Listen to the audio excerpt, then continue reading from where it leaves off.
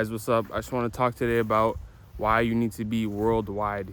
Be rich worldwide. Don't just be rich in your country. So, being rich in your country is great. You can pretty much do whatever you want. You can be financially free. You can enjoy the fruits of your labor and enjoy everything your country has to offer. But sometimes the economy will crash. Sometimes the stock market will go down. Sometimes you can't live off your stocks anymore. Sometimes people can't invest or purchase products for your business anymore. They can't continue to renew their services with your business. So sometimes that will happen. Crashes will happen, and you will have months that are dry where you're not making any income, and you'll have even years that are dry where you haven't really made a lot of money compared to what you've made previously. So that could be some of the downsides to being rich in only one country. But when you spread your assets and you've diversified worldwide, well, you're protected from the economy crash, because something completely different could be happening in a whole other country. Let's say, for example, you live in the United States, right? If you diversify and you have some assets in the United Kingdom, somewhere in England, somewhere in Scotland, and you also have some assets somewhere in Canada, and you have some assets somewhere in the Caribbean, you have some sort of small little properties over in the Dominican or in wherever, Jamaica, wherever. This can help you against the economy crash, because and sometimes in the United States, when the stock market goes down, your whole entire portfolio goes down. Well, in the Caribbean, your portfolio is up, because maybe there's people over there that want to go and travel and they want to go do Airbnb, and they're staying at your Airbnb spot.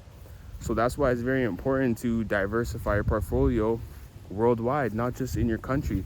In the beginning, yeah, start in your country, because you can definitely take advantage of all the benefits. Sometimes they have the first home buyers benefit. They have the tax-free accounts. So you could definitely take advantage of all that stuff in the beginning. But over time, try to diversify into different countries if you can. Very slowly. You don't have to go all in, but just very slowly diversify yourself into different countries and start accumulating the assets over there too as well.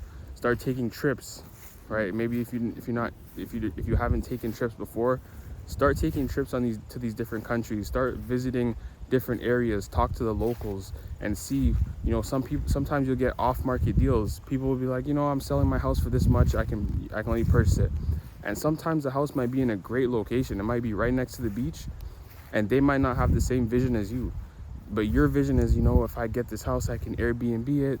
I can clean it up a little bit, get some nice, the nice backyard going, just fix up the house, and you can start Airbnb-ing that. But they didn't have the same vision as you. So you can definitely, change it up. So start, go on little trips to these different countries that you actually are interested in, maybe getting property, or maybe even just investing in some little assets, or even a business. Sometimes you can go, there could be a local restaurant at some of these different countries that are dying. And the reason why they're dying is not because they're not having customers coming in. They're dying because they can't afford to keep up with the maybe, okay, let's say, for example, how you have people from England, right? They're going and they're investing in businesses in Jamaica. And when they invest in business in Jamaica, they actually increase the prices. So the prices are equivalent to what they are in England, so they can make, actual money. They're not going to sell, let's say, for example, KFC's big in Jamaica. They're not going to sell, two pieces of chicken with fries for $4, equivalent. They're going to sell it for at least $12, which is the same in England, so they can actually make money.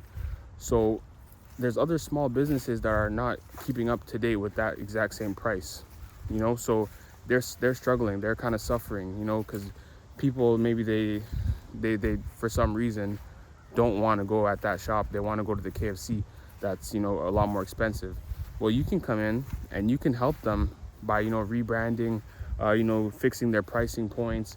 If this is when your finance knowledge will come into play, or any of the skill sets you have, education, finance education, marketing education. And you come in and you help these businesses, you invest in these businesses, you cut a deal with them, you go 50-50 or 40-50. You pay for their monthly fee for their their rental spot, and then, you know, whatever profit they make, they'll cut it in half with you 50-50. These are things that you could do and look into. You know, that's just one way, but there's so many different other ways as well. So, you know, take a trip to these different countries whenever you can, and, you know, start looking into, you know, doing different things like that, investing in assets worldwide, not just in your own country. But in the beginning, yes, start in your own country, start accumulating those assets, and then see what you can do in different countries. Of course, read your tax laws in your own countries, and read about business laws and, you know, business taxes and stuff like that, international, for your own country, because you're definitely going to have to pay the taxes too. So do your research on that, but start inquiring, start, you know, opening up your mind to those different opportunities and ideas, guys. So, you know, if you like this video, subscribe, like, comment, and I'll see you guys next time.